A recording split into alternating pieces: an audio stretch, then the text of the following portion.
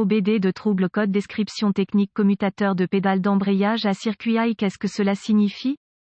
Ce code de diagnostic générique (DTC) du groupe motopropulseur s'applique généralement à tous les véhicules OBD2 équipés d'une pédale d'embrayage. Cela peut inclure, mais sans s'y limiter, les véhicules de Jaguar, Dodge, Chrysler, Chevy, Saturn, Pontiac, Vauxhall, Ford, Cadillac, GMC, Nissan, etc. Bien que génériques, les étapes de réparation spécifiques peuvent varier selon la marque, le modèle. Le code d'anomalie P0832 OBD2 est associé au circuit Esperluette-Cote. À Esperluette Cote, du commutateur de pédale d'embrayage. Lorsque le module de commande du groupe motopropulseur PCM détecte un dysfonctionnement dans le circuit du commutateur de pédale d'embrayage A, également appelé capteur de position d'embrayage ou circuit de commutateur de démarrage d'embrayage, un certain nombre de codes différents peuvent être définis. Ces codes sont P0830, P0831, P0832, P0833, P0834, P0835 et P083F en fonction du dysfonctionnement spécifique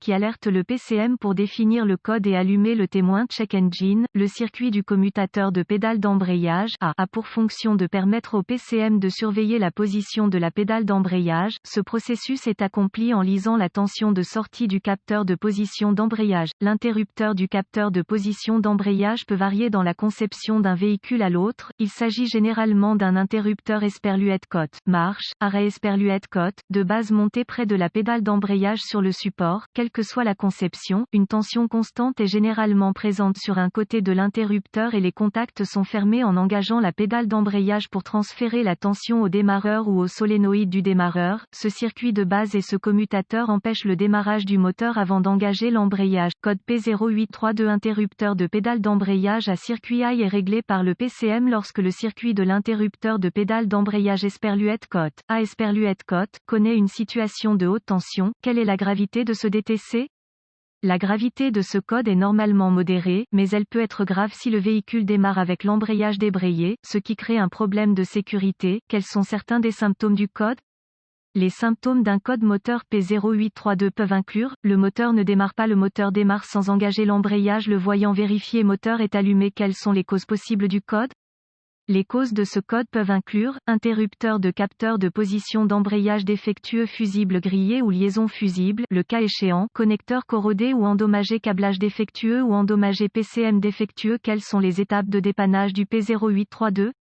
La première étape du processus de dépannage de tout dysfonctionnement consiste à rechercher les bulletins de service technique (BST) pour le véhicule spécifique par année, modèle et centrale électrique. Dans certaines circonstances, cela peut vous faire gagner beaucoup de temps à long terme en vous pointant dans la bonne direction. La deuxième étape consiste à localiser le commutateur du capteur de position d'embrayage et à rechercher des dommages physiques évidents. Effectuer une inspection visuelle approfondie pour vérifier que le câblage associé ne présente pas de défauts évidents tels que grattage, frottement, fils dénudés ou brûlures. Ensuite, vérifier les connecteurs et les connexions pour la sécurité, la corrosion et les broches endommagées. Ce processus doit inclure tous les connecteurs de câblage et les connexions au commutateur du capteur de position d'embrayage, au PCM, au démarreur et au solénoïde du démarreur. Consulter les données techniques spécifiques au véhicule pour voir si un fusible ou une liaison fusible est incorporée dans le circuit. Étapes avancées. Les étapes avancées deviennent très spécifiques au véhicule et nécessitent un équipement avancé approprié pour fonctionner avec précision. Ces procédures nécessitent un multimètre numérique et les références techniques spécifiques au véhicule. Les exigences de tension seront très basées sur l'année et le modèle spécifique du véhicule. Contrôle de tension. Lorsque l'embrayage est débrayé, il doit y avoir 12 volts appropriés sur un côté de l'interrupteur. Lorsque l'embrayage est engagé, vous devez avoir une tension des deux côtés de l'interrupteur. Le solénoïde ou le démarreur du démarreur doit également être alimenté en fonction de la configuration. Si ce processus identifie l'absence de source d'alimentation ou de mise à la terre, des tests de continuité peuvent être requis pour vérifier l'intégrité du câblage et de l'interrupteur du capteur de position d'embrayage. Lorsque l'embrayage est engagé, vous devez avoir une continuité à travers l'interrupteur et lorsque l'embrayage est relâché, le compteur ne doit indiquer aucune continuité à travers l'interrupteur. Le test de continuité doivent toujours être effectués avec l'alimentation coupée du circuit et les lectures normales pour le câblage et les connexions doivent être de 0 ohm de résistance, sauf indication contraire par les données techniques. La résistance ou l'absence de continuité est une indication de câblage défectueux qui est ouvert ou court-circuité et doit être réparé ou remplacé. Quels sont les réparations courantes?